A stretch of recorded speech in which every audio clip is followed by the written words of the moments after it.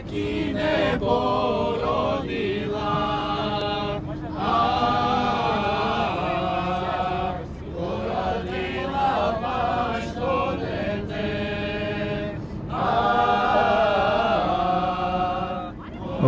we're going to McHenry, Maryland for a community concert, and we will be arriving at 6 o'clock, and you'll just have to move in as quickly as possible and prepare for the show.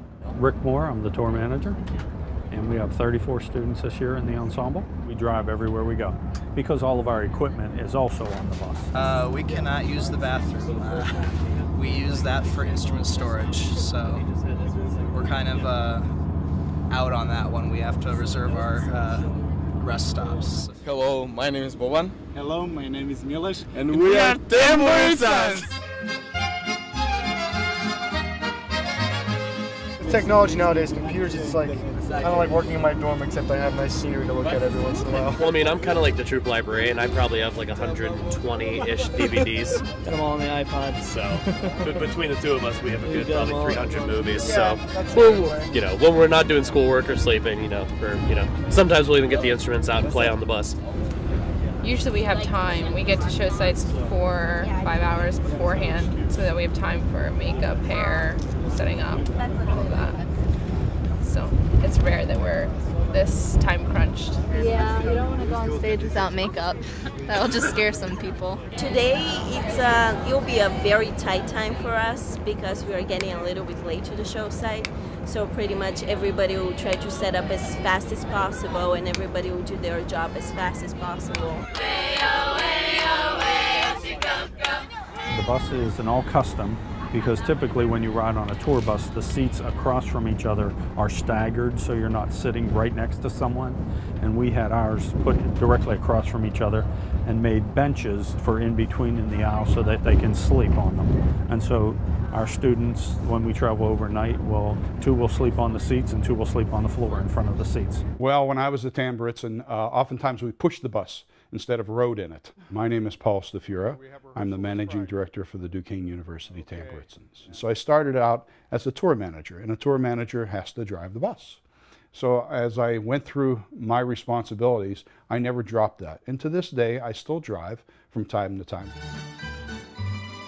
The bus has always been a big part of a Tamburitzan life. It started off with a 16-cylinder Cadillac and a trailer that oftentimes accompanied that 16-cylinder Cadillac. Sometimes it veered off in its own way.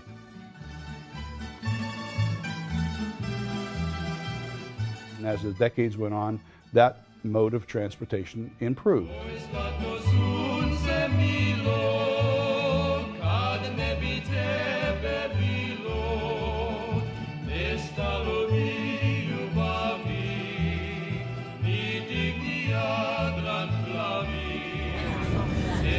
Our buses improved, and now today we have a wonderful vehicle.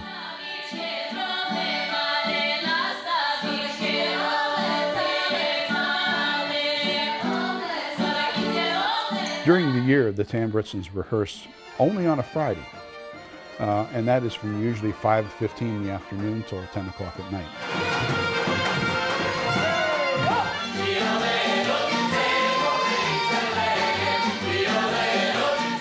The reason for it is, during the week, they are students.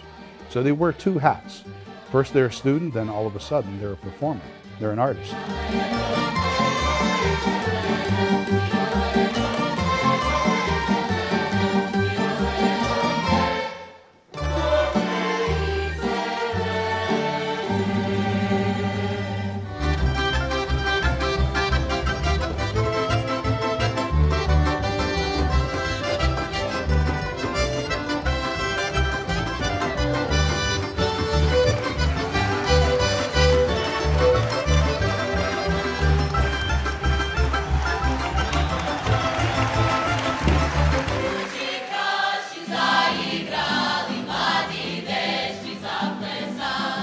The group comes from the name of the instrument we play, which in Croatia it's called tambura.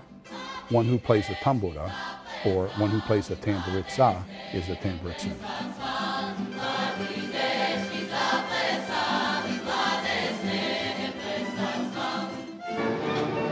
big a draw as the Tammies are at the box office, they still... There's another nickname for the Tamburitzans, and that's, they're called Tammies.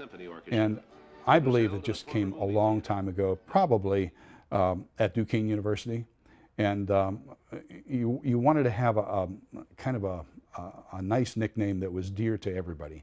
Tammy seemed to be a warm, affectionate word. We use it a lot. I'm surprised that so many people know that word and will say, oh, the Tammies are in town.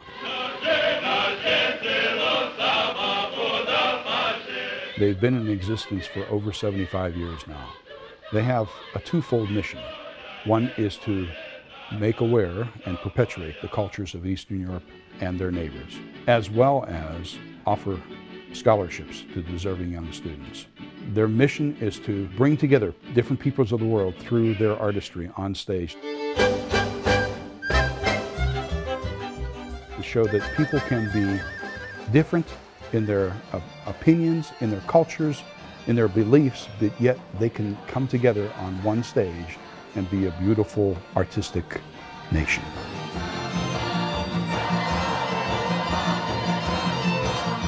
It's one of the secrets of the Tamburitzans, that people want to come back to see the performances over and over because they say, I wonder what the Tamburitzans are going to do this year.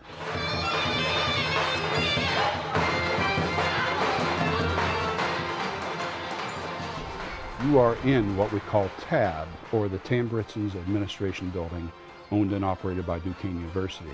It used to be owned and operated by the Warner Brothers Corporation. And this particular building was a film distribution center. So the vaults that are in this hallway now that hold costumes used to hold films. Oh, we have about $1.5 million worth of costumes. Those are the costumes that are in storage in the vaults. That's not including the costumes that we have on the bus ready to go for any given weekend. Susan Stafura is currently in charge of costuming and wardrobe. She takes care of all of the costumes that are seen on the Tamburitzan stage, as well as the special collection costumes. In addition to that, I arrange some music and teach it at the training camp, and throughout the year I work on music and the singing as well, and any other little project that we need to have worked on. Well, we have quite a nice inventory of costumes. They are museum quality, and they're all identified on a database, and we can send them out to any reputable museum anywhere in the United States. We have approximately 200 instruments all about our facility here. Some are very old. They'll date back to the early 1900s. These are all Tamburitzan instruments that we have that were donated from us. And as you can see, they're all different shapes and sizes. So the smaller instruments, we call them prims. The larger instruments are braches. And down here, we have some of the larger instruments that are cellos and bugarias.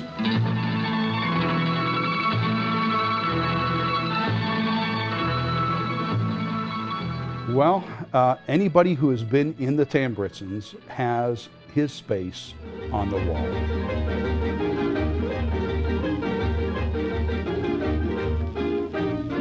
And it goes all the way from the beginning of 1937